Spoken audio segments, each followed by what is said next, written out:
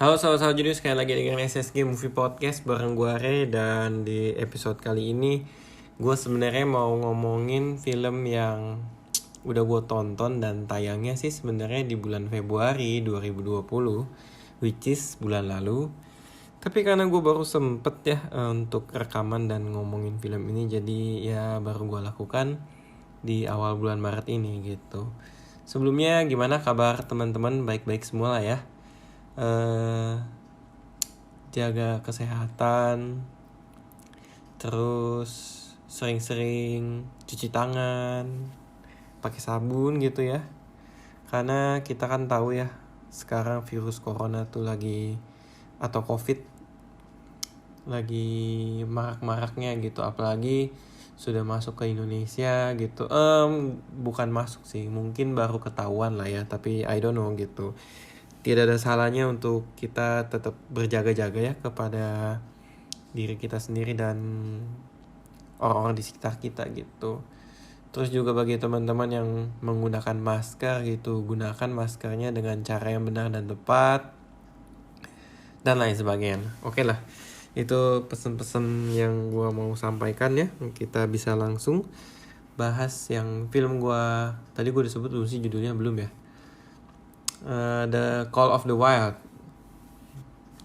Bagi teman-teman yang belum tahu ya, atau ya nggak nonton tapi pengen denger podcastnya, bisa ikutin di rekaman yang ini nih. Jadi teman-teman, gue mau bahas film The Call of the Wild yang diperankan oleh Harrison Ford dan Omar Sy. Merupakan film yang diproduksi oleh 20th Century Fox yang sudah dibeli oleh Disney, dan sekarang namanya sudah berubah menjadi 20th Century Studios gitu. Jadi kayaknya ini merupakan film 20th Century Studios pertama. Ya maksud gue di trailer awalnya gitu ya, fanfare-nya tulisannya udah bukan Fox lagi tapi udah Studios. Tapi masih mempertahankan ya ciri khasnya seperti angka 20-nya, lagu pengiringnya gitu ya. Kalau di internet meme-nya udah banyak lah. Oke. Oke, balik lagi ke topik pembicaraannya, The Call of the Wild. Sebenarnya film ini merupakan film yang diadaptasi dari sebuah novel ternama karangan Jack London yang terbit di tahun 1903. Bercerita di tahun 1890-an, ketika manusia tuh lagi bersemangat mining atau ya menggali emas-emas dan lain sebagainya. Diceritakan bahwa manusia itu membutuhkan bantuan seekor anjing untuk bantu bawain dan lain sebagainya gitu. Jadi di film ini tuh bercerita tentang seekor anjing ya, bernama Buck, yang dia itu diculik dan diperjualbelikan setelah dia dibeli oleh seorang majikan, dan dia berinteraksi dengan manusia tersebut dan diberi tugas-tugas untuk membantu manusia. Lambat laun dia mengikuti petualangan manusia sampai dia berkembang menjadi sesosok yang mengikuti insting atau nalurinya, atau ya mendapatkan panggilan alamnya gitu. Jadi kalau di filmnya yang di tahun 2020 ya, karena ternyata sejak tahun 1923 tuh sudah banyak adaptasi filmnya gitu, entah itu film bioskop, entah itu seri dan lain sebagainya. Jadi yang membedakan adalah kalau di tahun 2020 tentu saja yang paling menjual adalah CGI-nya. Menurut gue CGI-nya tuh udah sangat bagus banget ya. Jadi selain dari gerak-gerik anjingnya, pemandangannya juga cukup cantik dan indah gitu. Gue jadi gak perlu jauh-jauh ke Yukon atau Nabung ya buat jalan-jalan ke sana.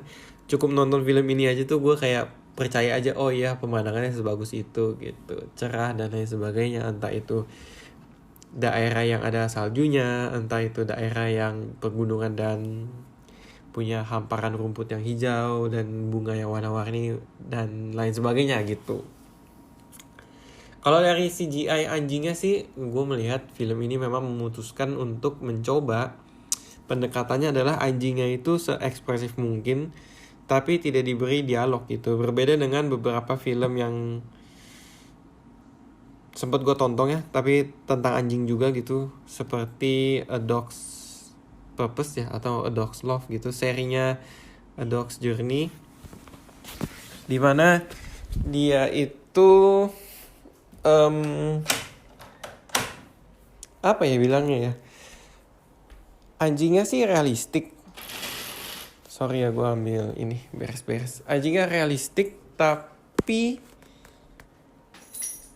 pendekatannya adalah anjingnya tuh bisa bernarasi gitu, karena diisi oleh voice actor tentunya. Tapi kalau di sini tuh enggak gitu. Jadi di sini anjingnya tuh tidak bisa berbicara layaknya manusia gitu. Kita tidak memahami si anjing ini dari segi bahasanya, tapi dibantu dari ekspresi wajahnya ya, yang dibantu oleh CGI.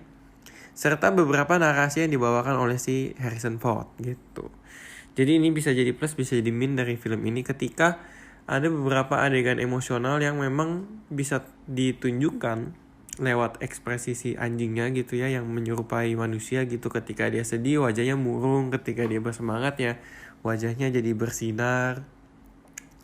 Tapi kelemahannya menurut gue ada beberapa adegan gitu ya, terlalu banyak narasinya yang dibacakan. Dan ini juga menjadi salah satu penanda bahwa tuh act atau babak dari filmnya tuh mulai beralih gitu. Jadi kayak gue berpikir film ini memang sengaja dibuat seperti itu karena gue melihat dari segi sensornya ya teman-teman ya. Film ini tuh jadi SU gitu, semua umur. Artinya kayaknya sih memang tingkat kompleksitas dari film tuh nggak bisa dikelola dengan wah banget gitu. Karena ya gue melihat dari cara dan presentasi filmnya, narasinya tuh memang narasi untuk film keluarga, dimana orang tua tuh kalau nonton sama anaknya bisa jadi momen untuk family bonding gitu. Karena gue waktu nonton bulan lalu ya teman-teman, kayak di sebelah kanan gue tuh ada anak kecil sama dua orang tuanya, jadi mereka bertiga. Anaknya tuh ya memang seru banget lihat petualangan anjingnya, sedangkan kalau orang tuanya tuh lebih terkesima dengan komputernya gitu. Wah bagus pemandangannya gitu. Wah pertarungan anjingnya seru gitu. Wah petualangan anjingnya seru dan lain sebagainya gitu. Mungkin gue karena sudah mendekati umur-umur dewasa ya, jadi berpikirnya juga gitu. Ceritanya sederhana tapi CGI-nya yang menjual. Sama ini sih teman-teman, menurut gue ya memang banyak moral dari setiap babaknya gitu terkait dengan si binatang maupun manusia gitu. Karena actingnya si Harrison Ford yang berhasil menyita perhatian gue. Dia tuh berperan sebagai sesosok pria bernama John Thornton yang memang dia meninggalkan rumahnya dan apa ya bilangnya ya, mengeksalkan dirinya gitu sendirian di daerah Yukon. Tapi dia tuh di sepanjang film tuh diceritakan dia punya masa lalu yang tidak menyenangkan dirinya gitu. Jadi dia itu meratapi kesedihannya sendiri dengan meminum minuman keras ya, mabuk-mabukan, dan ya sambil menulis surat gitu. Jadi gue berpikir film ini tuh cukup humanis ya, manusia yang rusak dan lain sebagainya, tapi tuh ketika bertemu dengan sesosok orang atau binatang yang tepat ya, dia bisa menemukan jati dirinya lagi sebagai seorang petualang di dalam hidupnya gitu. Ribet ya jelasinnya ya, tapi itu yang gue dapet sih.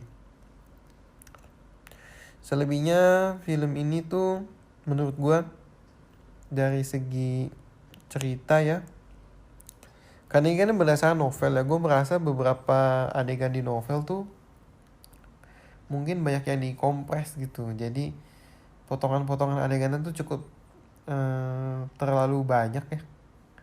Karena untuk mengejar jam tayang gitu kayaknya sih cuman 90 menitan doang gitu. Gue kurang srek dengan babak awal film tuh dimana si Buck ini bertemu dengan majikan pertamanya ya di film ini, yaitu yang diperankan oleh Omar Sy gitu. Jadi dia diceritakan dia jadi anjing pengantar surat, penarik kereta gitu ya, buat ngantar surat dan lain sebagainya. Itu tuh hanya membangun kesenangan para penontonnya bahwa si Buck ini mulai berpetualang, tapi gue tidak dibuat jatuh cinta terhadap karakternya si Omar Sy gitu. Gue juga tidak dibuat merasakan keseruannya yang sampai segimana banget terkait dengan petualangan Buck gitu ya. Sebenarnya bagus ya teman-teman ya dari segi ceritanya, tapi somehow mudah dilupakan gitu, forgettable gitu. Bilangnya gimana ya? Terlalu gini bahasanya. Kalau misalkan ini dibuang ya atau fokusnya ke John Thornton doang dari segi filmnya masih bisa bekerja gitu. Tapi entah apa yang mereka putuskan, ya kita terima hasilnya gitu. Jadi kayak babak pertama yang dimana Buck ini lagi berinteraksi dengan Omar Sy gitu. Jadi kayak terlalu lama waktunya menurut gua. Sama gua nggak sukanya adalah ketika di babak awal dinarasikan bahwa anjing itu membantu manusia untuk membawa emas dan lain sebagainya gitu. Kita tuh kayak digiring ke ekspektasi bahwa di bagian awal atau di babak awal filmnya teman-teman, kita akan dikasih lihat bagaimana si anjing ini membantu manusia untuk mencari emas. Ternyata enggak gitu. Jadi kayak cukup misleading gitu. Tapi gue gak bisa protes banyak untuk hal ini kalau ternyata memang yang ditulis di novel tuh seperti itu juga gitu. Jadi mungkin di babak awal, bab satunya novelnya gitu ya, kalimat-kalimat awalnya tuh nulisnya tuh juga gitu. Ya sekian dari gua ya. Terkait dengan fakta menarik, tadi gua udah sebut lah ya. Ini mungkin salah satu film pertama yang labelnya 20th Century Studios gitu. Aduh susah banget sih bacanya 20th Century Studios. Dasar nih Disney nih. Terus untuk moral ya teman-temannya banyak banget sih. Jadi memang setiap makhluk hidup bagi gua ya, menurut gua punya panggilan alamnya masing-masing gitu, atau higher calling gitu, atau tujuan hidup atau destiny gitu. Kali ini kan dipresentasikan dengan si sosok anjingnya ya, bahwa untuk bisa mencapai ke situ sebenarnya ya mereka tuh harus menjalani hidup baik susah maupun senang, dan selalu menemukan pengalaman yang baru sih gitu menurut gue ya, terkait dipaksa ataupun tidak gitu. Karena menurut gue memang di film ini tuh mempresentasikan begitu. Buck itu pada saat dia menjadi pengantar surat, dia dipaksa menjadi seekor anjing yang disiplin gitu, harus tepat waktu, harus punya tenaga, narik kereta, nariknya gak boleh sendirian, mesti kerjasama dan lain sebagainya gitu. Terus juga sampai dengan akhir dia harus menjadi seekor anjing yang berani mengeksplorasi dan lain sebagainya sih. Itu yang gue dapet ya teman-teman ya. Oke, sekian dari gue mau pamit undur diri dulu. Terima kasih untuk teman-teman yang sudah setia mendengarkan SSG Movie Podcast ya sampai detik ini. Jangan lupa untuk follow sosial medianya dan juga follow podcastnya di berbagai platform yang tersedia. Nantikan episode selanjutnya.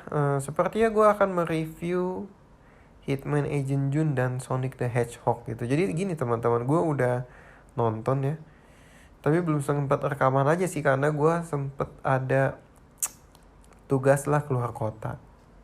Oke? See you next time ya, atau see you in the next episode. Bye-bye. Stay awesome. Semoga harinya setelah mendengarkan podcast ini menyenangkan.